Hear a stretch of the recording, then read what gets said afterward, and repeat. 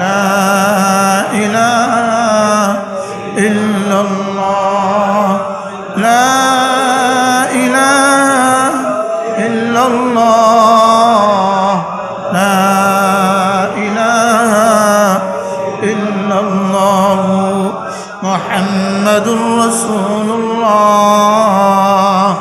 চোখের পানি আনার চেষ্টা করেন, কান্নার চেষ্টা করেন। আল্লাহর নবী বলেন, কোনো মানুষ যদি একাকী জিকির করলো আর তার চোখ থেকে পানি আসলো, আল্লাহর নবী বলেন আল্লাহ তাআলা তাকে হাশরের ময়দানে আরশে আজিমের নিচে ছায়া দিয়ে দিবে। ওয়ারাজুলুন যাকারাল্লাহ খালিয়া ফাফাদাত আইনা। সকলে এভাবে জিকির করেন, এভাবে কালিমায়ে তাইয়্যিবা পড়তে থাকেন, দিলটাকে খালি করেন, দিলে শুধু আল্লাহর মোহাব্বত রাখেন। একটুখানি মৌতের চিন্তা করেন, ভাবতে থাকেন যে এই মুহূর্তে যদি আমার মৌত এসে যায়, এই মুহূর্তে যদি আমার মৌত এসে যায়, ছেলেও কাঁদবে বাবা বাবা বলে, মেয়েও কাঁদবে বাবা বাবা বলে, বাবা তো আর জবাব দিবে না।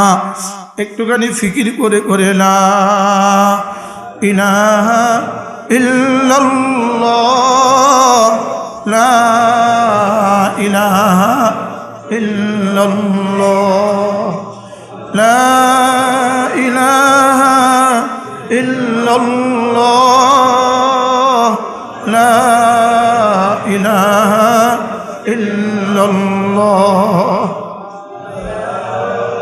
ইলাহা ইল্লাল্লাহ লা ইলাহা ইল্লাল্লাহ লা ইলাহা ইল্লাল্লাহ লা ইলাহা ইল্লাল্লাহ ইল্লাল্লাহ লা ইলাহা ইল্লাল্লাহ লা ইলাহা ইল্লাল্লাহ লা ইলাহা ইল্লাল্লাহ লা ইলাহা ইল্লাল্লাহ লা ইলাহা ইল্লাল্লাহ লা ইলাহা ইল্লাল্লাহ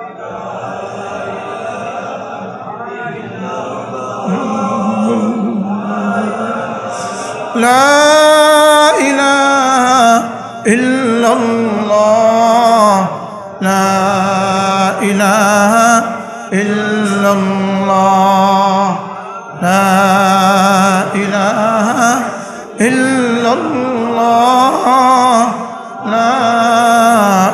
লা ইলাহা ইল্লাল্লাহ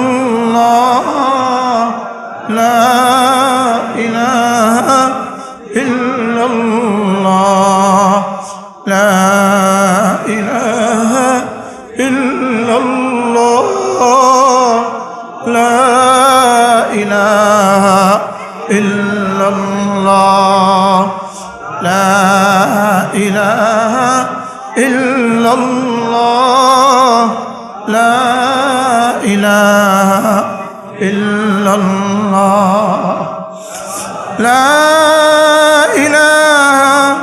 ইল্লাল্লাহ লা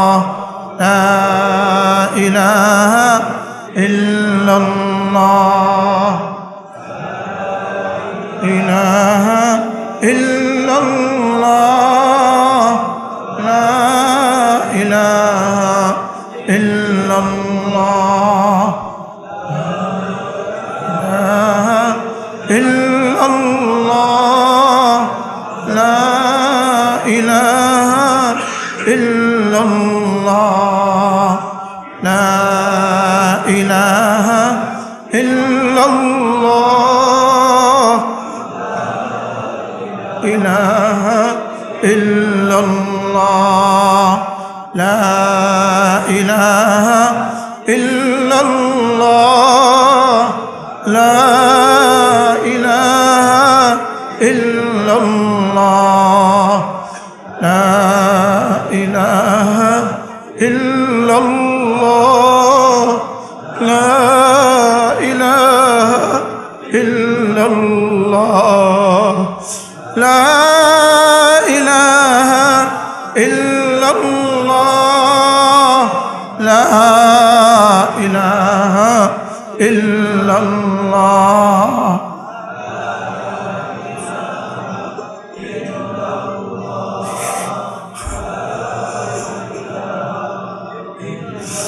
لا إله إلا الله لا إله إلا الله لا إله إلا الله إلا الله إلا الله إلا الله لا إله إلا الله لا إله إلا الله لا إله إلا الله لا إله إلا الله لا إله إلا الله لا إله إلا الله لا إله إلا الله لا إله إلا الله لا إله إلا الله لا إله إلا الله لا إله إلا الله محمد رسول الله সাল্লাল্লাহু আলাইহি ওয়াসাল্লাম। বলুন তো দেখি, এভাবে যদি জীবনের প্রতিদিন 10 মিনিট করে করা যায়, জীবনের দামটা কেমন হবে? যারা যারা কবরে যাব তারা তারা করব, বলেন ইনশাআল্লাহ। যেহেতু আমি কবরে যাব, আর কে কে যাবেন কবরে বলেন? কবরে যাওয়া লাগবে না? লাগবে না? গত 28 তারিখে আমাদের ইসলাহি মজলিসে একজন আলেমে দ্বীন এই গেট থেকে ঢুকেই সিঁড়ির সামনে বসছিল, গেটের সামনে বসছে। আমি এখানে বসে তাকে ডাক দিছি, উয়ারুকের মোহতামিম সাহেব হুজুর সামনে আসেন। সামনে আসছে। গতকালকে উনি ইন্তেকাল হয়ে গেছে। কে জানতো এই গত ইসলাহি মজলিস তার জীবনের শেষ মজলিস ছিল। 28 তারিখ আর কালকে ছিল 9 তারিখ। এই বছর 11 দিন পরে ইন্তেকাল হয়ে গেছে। সুস্থ সবল মানুষ, চাঁদপুর উয়ারুকের মোহতামিম হযরত মাওলানা ওবায়দুল্লাহ সাহেব। ইনি আবার আমার বেয়াইও হয়, আমার ভাইরার মেয়ে ইনার ছেলেকে বিয়ে করাইছে। আমি বলছি হুজুর সামনে আসেন, হুজুর উঠে সামনে আসছে, হাসতে হাসতে সামনে চলে আসছে। কালকে ইন্তেকাল হয়ে গেছে। আমাদের বয়সী মানুষ, আমার সাথে গত বছর রমজানে ইতিকাফ করছে, অনেক বড় আলেম, দাওরা হাদিস একটা পুরুষ মাদ্রাসা মহিলা মাদ্রাসার মোহতামিম আমাদের সাথে ইতিকাফ করছে। কুমিল্লা সুদর্ণপুর মসজিদে বয়ানও করছে। হোমনার বাগমারার হুজুর, হোমনার বাগমারার হুজুর একটা আমার মসজিদে কি দুপুরবেলা বয়ানও করছে, মুনাজাতও দিছে একদিন। ইনি এই গত 3 দিন আগে, গত কালকের আগের দিন আমার মাহফিল ছিল ওনার এখানে, উনি মাহফিলে দাওয়াত দিছে। 15-20 দিন আগে একসাথে দেখা হয়েছে, এক জায়গায় বসে খাইছি।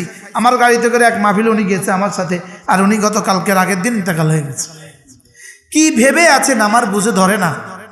না না, আমি আপনাদেরকে বলছি না, আমি আমাকে বলছি, কি ভেবে আছি আমার বুঝে ধরে না। মৌতকে কত দূরে মনে করতেছেন, অথচ মৌত আপনার শাহরগেরও কাছে। বলেন কি বলছি বলেন, বুঝে না। মৌত আপনার শাহরগেরও কি কাছে। এই যে আমাদের গ্রামগঞ্জের এই মানুষগুলো যারা গরু আর ছাগল আর পান আর বিড়ি ছাড়া জীবনে আর কিছু বুঝে না, আপনি বলুন তো দেখি এদের আখরাত কি হবে বলেন? রাখেন এদের আখরাতের ফিকির, নিজের আখরাতের কি হবে বলেন? কিছু কিন্তু জিকির করবো তো ইনশাআল্লাহ। হ্যাঁ, জিকির করবো তো। আমরা যদি সুন্নত মতো জিকির জারি করে দিতাম তো বেদাত মতো জিকির সব ধুয়ে মুছে সাফ হয়ে যেত। যখন এই বেদাত চালু হয় তখন সুন্নত উঠে যায়। কিন্তু কি করব, এজন্য সমস্বরে নয়, জিকির একজনে স্টার্ট দিবে বাকিরা চালু করবে এভাবে নয়, প্রত্যেকে মনে করতেছি আলাদা আলাদা। আর আমি করছি তালিমান, আমি করছি কি বলেন, আমি করছি শিখাবার জন্য, আমি করছি কি করার জন্য, আমারটা হয়ে গেল আপনাদের শিখা হয়ে গেল। তো কেউ না কেউ এভাবে না বললে এই মজলিস কবে কায়েম হবে? এই উম্মতের দিলে কে ডাক দিবে বলেন? এই উম্মতকে কে ডাকবে? জিকির ছাড়া ডাকার আর কোন রাস্তা আছে আমারে বুঝান। কি জিকিরই এক জিনিস যেটা সবাই একমত, এই একমতের দিকে সবাইরে ডাকো। এজন্য তাআলাউ ইলা কালিমাতিন সাওয়াইন বাইনানা ওয়া বাইনাকুম, এক কালেমার দিকে আসো যেটা আমাদের তোমাদের সবার মধ্যে বরাবর। বুঝে নাই কথা?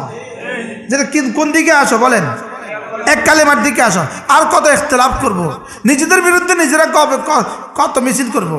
নিজের এক পায়ের বিরুদ্ধে কি নিজে কুঠার মারে? নিজের পায়ে কি নিজেকে কুঠার মারে? এই তাবলীগীরা কি করছে? নিজের পায়ে নিজেরা কুঠার মারছে। যাদের থেকে দিন শিখছে এদেরকে জবে করে দিলে তো ওরা দিনদার হবে। কি নিজের পায়ে কেউ নিজে কুঠার মারে?